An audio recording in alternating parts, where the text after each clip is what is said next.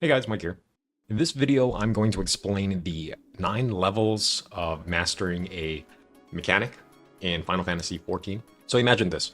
A new raid tier comes out, a new fight comes out, and people write in the PF description, watch a video before you join the raid and study up on the mechanics. So you do just that. You actually go to YouTube, you find a nice video, you find maybe a Hector video, or just, whoever puts out a video, and you watch the video from start to finish, and you probably even rewind it a few times to make sure you truly understand. And then you jump into raid, and then everything goes to crap. And that's fine, of course, right? You're still just learning the fight.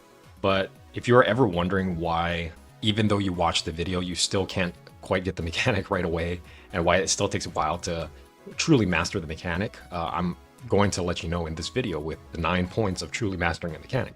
So you watch the video, and that's essentially all the video can really tell you is how the mechanic works. Like, you get certain debuffs, and say these debuffs and these players need to stack with these players, and whatever.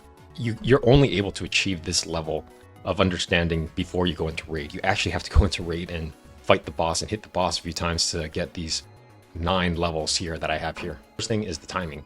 So just because you understand like who has to do what, a big part that's missing is when you have to do these things, because a lot of these debuffs are on timers, and a lot of the harder mechanics are time sensitive.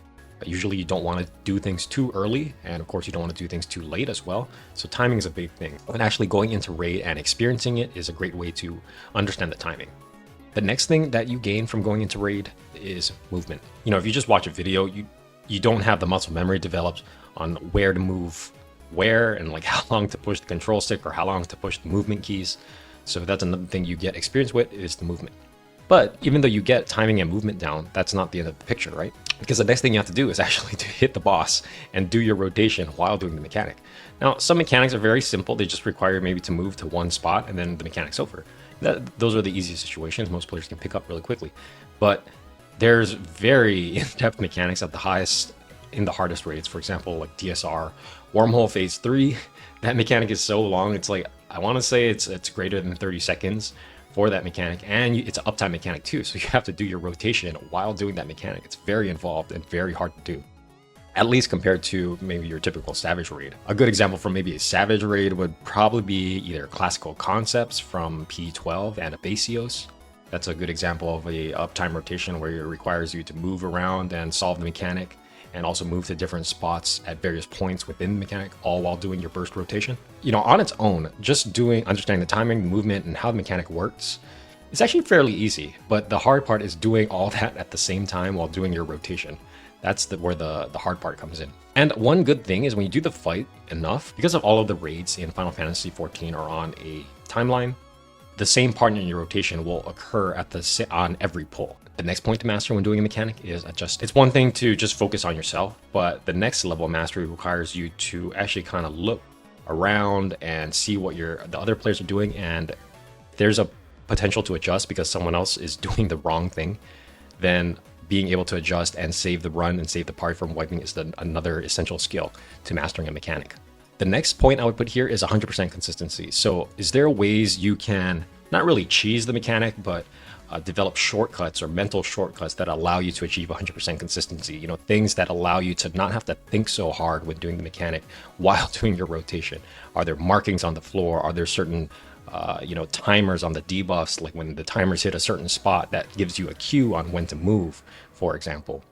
Just tiny little micro strategies that allow you to achieve 100% consistency.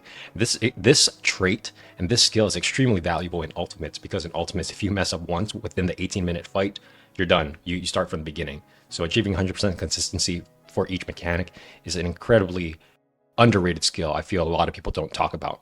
The next skill in mastering a mechanic is spotting others' mistakes. So not only do you have to do all of the above, where you're actually focusing on yourself, your timing, your movement, your rotation, possibly adjusting when needed, and also trying to do that with 100% consistency.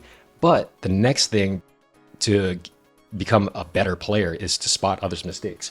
And the reason why this is so important is because in Ultimate Raids, so much stuff is going on, like so much AoEs are going off, so much line AoE spreads, stacks, just other things. And then you say you do your part right, but then everyone dies. And then when you're back at the beginning of the fight, everybody's just looking at each other like, what just happened? And no one knows what happened. No one knows what killed the party. But if you are able to see and spot what killed everybody by spotting who made what mistake, and you're not being a dick about it, you're not trying to call people out and just make them feel bad, but if you're trying to help the party, and when you can tell everybody like, hey, this ranged player moved here at this wrong time, and that's the reason why we wiped. If you're able to tell the party that, then the party can adjust and fix that mistake so that it never happens again.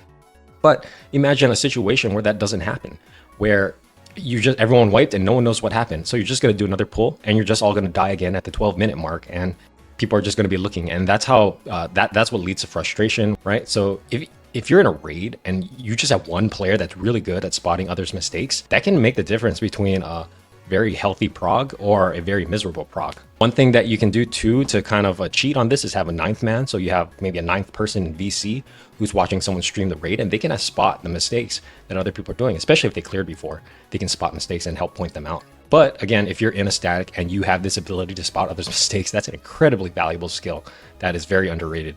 I would even put that above 100% consistency, because everybody makes mistakes sometimes, right? But being able to spot others' mistakes, not a lot of people can do this. All right, the next level after that for mechanics mastery is callouts. Now, if you can do all of this above, you can spot others' mistakes, you can do the mechanic perfectly yourself, you have your rotation down, and you can start worrying about others, then you can do callouts. And this is typically reserved for the raid lead or the raid callout leader. And again, this helps people. Typically the raid shouldn't be relying on callouts in my opinion, but callouts can do help when people get a little fatigued and they're not focused 100% of the time. A callout can help save the raid from wiping. But again, you need to know everything above before you can do callouts. All right, the last thing to mastering mechanics in Final Fantasy XIV raids is knowing alt jobs. So being able to switch to an alt job and do all of this above here on a completely different job is a key asset, because this allows you to jump into other groups. Say a group needs a range fill, but you're normally a tank, but you can jump on that job and still help that team out. That's incredibly valuable and a sign of a really good player. Anyways, these are the 9 different levels to mastering a mechanic. You obviously start at 1, and then if you can do all 9, then I would say you've mastered the fight. Anyways, hope you guys enjoyed that video and hope that helped, and thanks for watching.